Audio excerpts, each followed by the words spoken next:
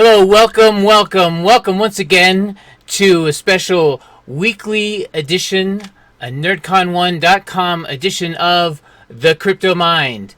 That's right, I have my own channel on YouTube, The Crypto Mind, where I bring you news and events, sometimes stories focused more on the mining aspect of cryptocurrency and what's going on there, but I cover a wide range of things. And then, of course, once a week here at the nerdcon1.com network, I deliver a show for you all that gets broadcast through the NerdCon1 network to YouTube, Facebook, Twitch, and a whole host of podcasting locations. And I'm very grateful to be an affiliate to the network. So check out nerdcon1.com, where you can see a bunch of different episodes from different contributors about all things nerdy, like gaming, films. There's all kinds of things, and they even get together once a week, the cast, to chat about a different nerdy topic. A whole lot of fun, and they've welcomed me as a part of their weekly content creation. So nerdcon1.com, check that out. All right, so let's get to it. Here we are at my handy dandy heat map screen at coin360.com, and the screen right now looks a little bit mixed, but again, you know, since I do the show once a week for you guys, if you're just watching my weekly shows, if you look at the price of Bitcoin over here, it's down 0.54%, and this is as of 24 hours ago, but it broke the 50,000 mark. So Bitcoin 2 days ago went over 50,000, and it jumped 200% in the last 3 months. So it's on a tear. It was hanging out in the 40s and kind of not doing anything for a while, and now boom, it went over 50. It's still over 50 as we speak. $52,096 per Bitcoin. But remember, for any of you who've still not gotten into this or anything, when you purchase Bitcoin, it's not like a stock, a lot of stocks where you have to purchase a stock. With Bitcoin, you can purchase fractional amounts. So you basically, whatever you can invest, and this is true with other cryptocurrencies as well, is if you have $20, you can buy $20 worth of Bitcoin, which might be 0.00005 Bitcoin. But that's perfectly fine. So I want to make sure that people understand that with Bitcoin, or even like if you see Bitcoin Cash right next to it here at 708 each, or some of these that are going by on the ticker, you do not have to have at least the exact amount to buy. You can buy fractional amounts. So make sure that you're thinking about that when getting into cryptocurrencies. Do not let that be a barrier. I don't have 50,000. You don't need 50,000. And the same for some of these others. So anyway, in that vein, I want to talk about an article about Robinhood, this trading app that has allowed users to trade or to purchase cryptocurrencies through their platform. And it says that Robinhood is now going to allow deposits and withdrawals for cryptos, including Dogecoin. So why this is significant is that Robinhood and a couple of the other apps that are associated with stock trading that have brought in crypto, and this also goes for PayPal right now, which is they'll let you purchase Bitcoin or Ethereum or several other things, and Dogecoin as well, but they will not let you then take the crypto that you have and withdraw it out to another crypto wallet that you may own. So they only let you house it inside their app. If you want to cash out or if you want to withdraw, you can't purely withdraw. You'd have to sell the crypto for US dollars and then try to do something else. That's a little bit inconvenient, for especially when you want to hold, manage, or even send the crypto that you purchased to other platforms, like say Nexo.io to get 6% for your deposits, or to be able to do crypto lending if you have enough stacked up there, or sending it to Uniswap to do swaps to get other things. So there's some of these apps. They're kind of like their little closed little cell of crypto buying. So Robinhood is announcing that it is going to change its platform to be able to release crypto, to another crypto wallet if you wish. Now, that's good news, and I hope that they get on that fast. Although right now they've not given a time frame for that to happen. So, so I would, I'd use some caution. You can still do things on Robinhood, but my recommendation, if you're especially really new, you have no crypto at all. So the first thing you would have to do is to bring in US dollars into the crypto sphere. One of the places that's somewhat easy to do that is Uphold, uphold.com. Their wallet is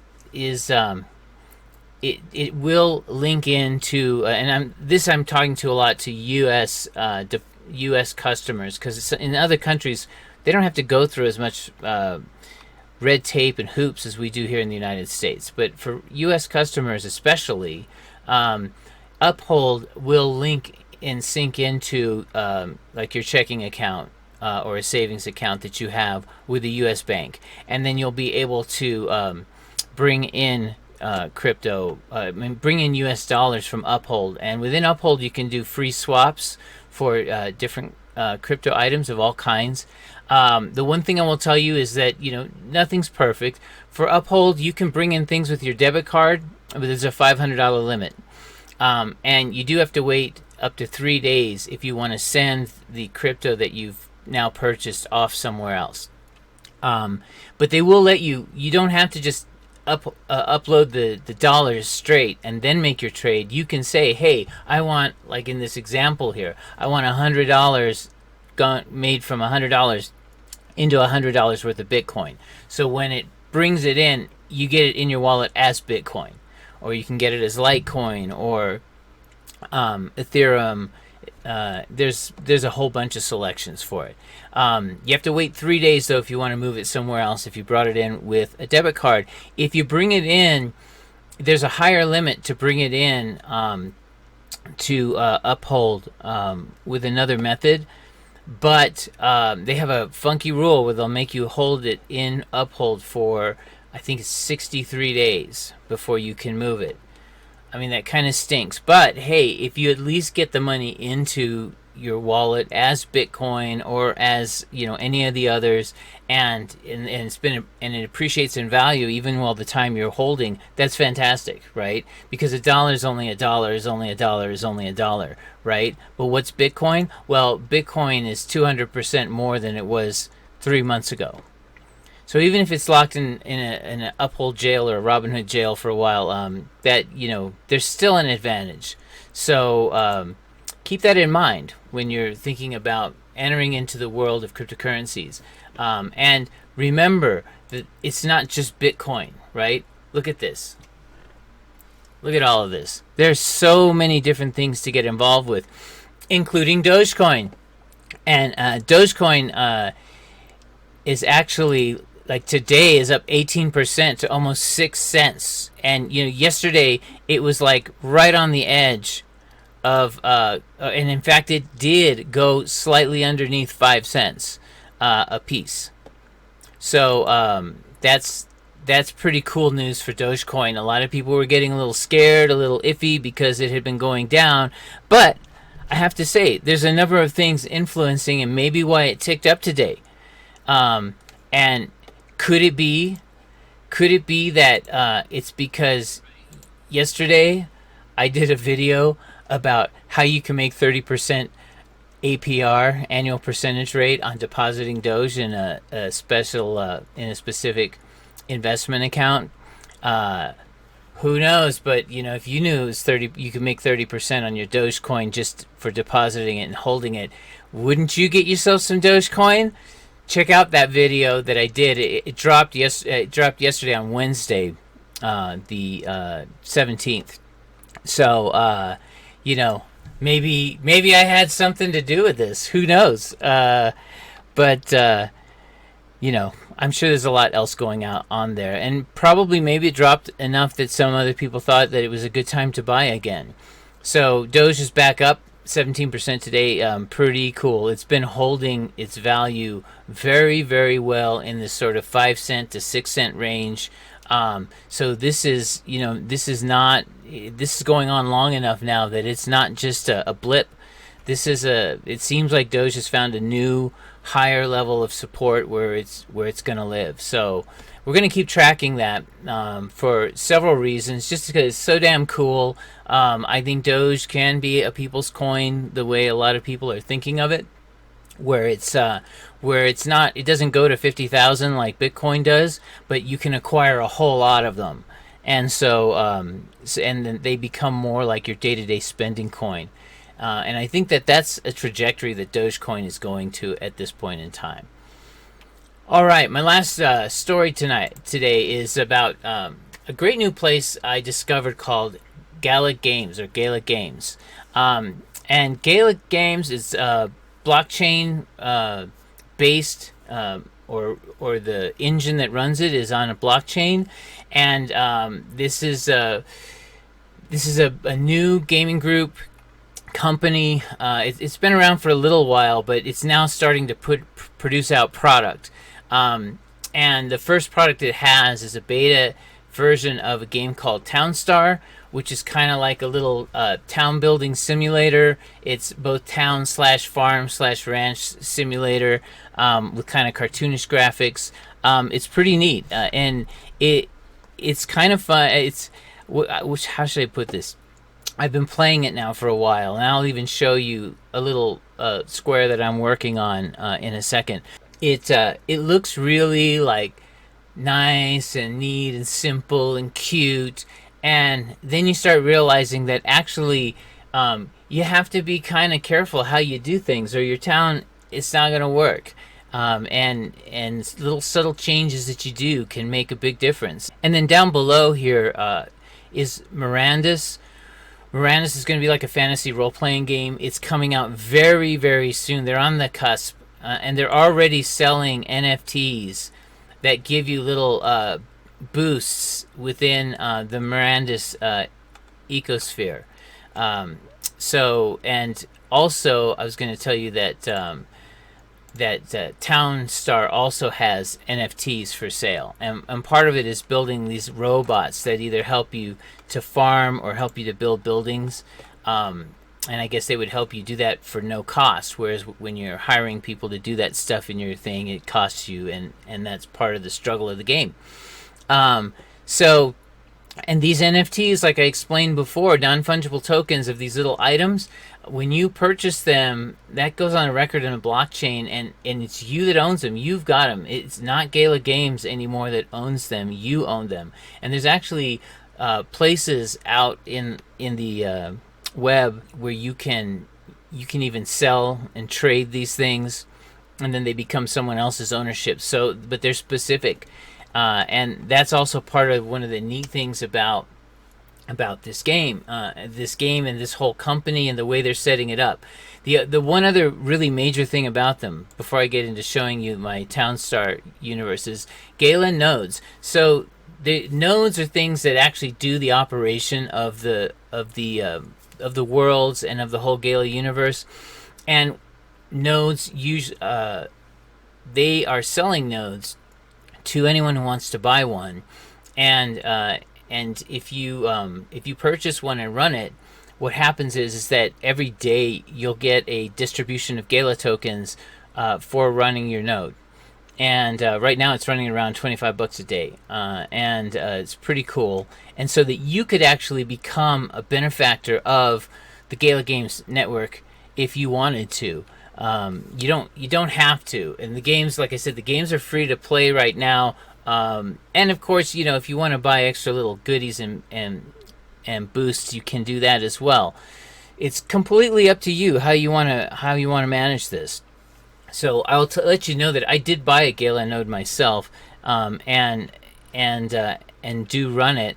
And so it's really neat. So I'm being a part of the success of the Gala system. And what I've seen is that Gala is they're serious. The people that are running this company came from other very successful online games places like Zynga Games. They're hiring artists who were part of games that were very successful and whose look and feel was very much appreciated in the past. And so they're looking to be a plus type of universe. And what I would also say is that these two games, that's not it. They've already got a third one that they're saying is coming soon, and I think there will be much more in the future. So, all right, so let's check this out. I'm going to hit Town Start and hit play now, and just to show you this particular game, click in here. By the way, there's two servers. There's a free play server that goes for like a month for each round, and then there's this weekly competition server that goes for 1 week, and you can try either one out. I'm just playing in the free play one right now because I'm still getting my feet wet about how to do things right. I've tried like 5 or 6 different times, and many times I would end up running out of money. I couldn't balance things well. Actually, this time, trying out on a piece of ranch land, I think that I'm getting it down. So here's our here's the little square that I'm managing, and these little green squares are a bunch of pasture land that came with the area because I'm in the plains, and so I have some ranch animals. I've got a chicken coop over here. I've got a milk barn over here that the cow comes on, and then these pasture lands are where the animals can go and feed, and I don't have to build like feed troughs and use my wheat to do that because the pastures provide, which is really great. Yeah, like see here's the little chickens coming out, and they're gonna start each one when they go onto a square that's not all used up like this. They go onto a fresh one. They're gonna go get themselves one feed. And it shows, and there's the chicken getting another one, so that's going to be 2, right? And it'll show you here that if you get, 3 feeds, 1 wood and 1 water, they'll make a, quote, an egg, that then we can use to sell off. And in fact, over here on the left, I have 21 eggs going, so I'm going to go to my trade pier. I'm going to sell, it's 10 at a time that you sell. And it's going to be $16,500, and it cost me 1 gasoline. And that's actually one of the biggest.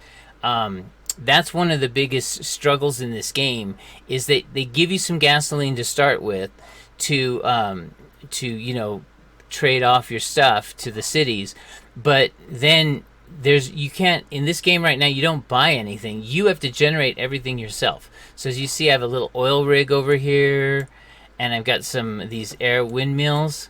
And they provide energy, and then there's this water facility that makes drums of water, industrial drums of water, all of which is needed to create both petroleum and then gasoline. And so so you have workers, bringing in basic goods, like that lumberjack. He's bringing in his wood right there into the lumberyard. And I have him sleeping right now, but the lumber mill could turn the wood into stacks of cut lumber, which is made to build buildings. Or, like here's this person, and they're going into the warehouse. There's a water drum, and they needed some water, right? They need 2 of them, but one of them just showed up with the person from the water producing place. He's putting it in there. When he gets all the ingredients he needs, he'll produce 1 unit of the other thing. And then there's my little industrial worker at the top. He's bringing in, it looks like a big old 9-volt battery, but it's basically representing energy from this one windmill. Here's my little trader. He's back, so I can cash in the 10 eggs that were sold, and I'm actually working up. In fact, I do have enough money now that I'll do it right now on the fly while we're recording. Is I'm going to build the last of the 3 ranch deals is a sheep pen. I'm going to have some sheep, and so I'm going to build it there. And you see it takes 3 wood, and so there's this guy called the builder, and he's going into the lumber yard right now. He's grabbing one wood. I've got 2 wood there, so he's taking one. He can do it one at a time. And the lumberjack's putting another one in. Thank you. So I'm going to have my 3. Now, the chicken coop and the milk barn, they need wood to complete their thing too. So like if they hadn't done it yet, they might take one from the lumber mill. So we're all using resources and needing them, and we just have to balance all of that out. And that's why here in the plains where there's not many natural trees, you see these stumps. They'll grow back every once in a while, but there's not many of them. So I actually had to start making tree farms that the farmers water and make standing trees for the lumberjack to bring. So you're just managing all this stuff, and I'll tell you that at the beginning it seems all cool. You got all this money, extra gasoline, everything, yada yada yada. But if you don't get gasoline created, made it up and running, and paying for other stuff at the same time, you'll sort of hit a dead end. So the fun is just trying to make that all work.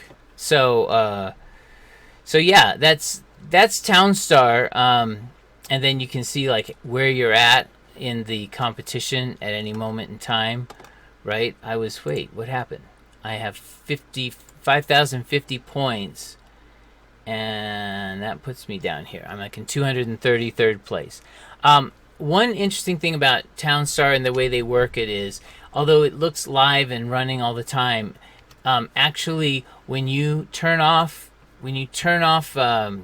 the tab, or actually even if you're in the browser and it's on a tab and you go to another tab, it stops the game. So the only way to make it like continuously play is like to bring it out on its own tab, and then it will keep going while you're doing other stuff. But that's it. Gala Games. I see a lot in their future. So down in the description box underneath my video, I will have a link to Gala Games. Click on that link and set up your own account for free. You can test out Townstar and check it out. I think you might. I find it fun. And then Mirandus, that's coming up soon. It's looking to be pretty epic. I've been listening to the chats in Discord and things, and they're putting a lot of time and effort on this game. So I think it's going to create some really fun gameplay. Well, hey, that's it this week for the nerdcon1.com weekly update. I hope you enjoyed the information that was provided here, and just remember that, if you think what I've done for you here is informational, if it's useful, if you think it's worth supporting, please, smash that like button. Click the subscribe button on YouTube if you haven't subscribed already, whether it's here at my native Crypto Mind channel or on the NerdCon1 channel, wherever you're watching this program. Please hit the subscribe, support it, thumbs up it, and all the other platforms, and that will help keep me going and help NerdCon1 going. And I look forward to seeing you next week. You guys have a good day.